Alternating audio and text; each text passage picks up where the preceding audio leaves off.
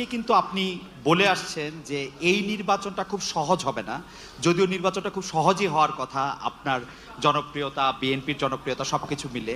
এখন আমার প্রশ্ন, নির্বাচনটা তো হয়ে গেল, এটা অনেক সহজ ছিল কিনা আপনার কাছে? আর এই প্রশ্নটার একটা ছোট্ট লেজ হলো যে এরকম যে, একটু অভয় দিলে বলি যে আপনাকে কোনো এই 200-র বেশি আসন পাওয়ার জন্য আপনাকে কোনো ইঞ্জিনিয়ারিং করতে হইলো কিনা? It's like, thank you so much. আপনাকে অভিনন্দন জানাই। আপনি আমাদের আমাদের জনগণকে জনগণকে কনভিন্স করাটাই হচ্ছে আমাদের ইঞ্জিনিয়ারিং। জনগণকে আমাদের যে ইঞ্জিনিয়ারিংটা ছিল সেটা হচ্ছে জনগণকে আমাদের পক্ষে নিয়ে আসা, সেটাতে আলহামদুলিল্লাহ আমরা সফল হয়েছি।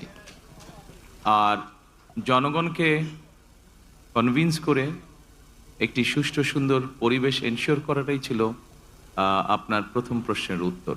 অর্থাৎ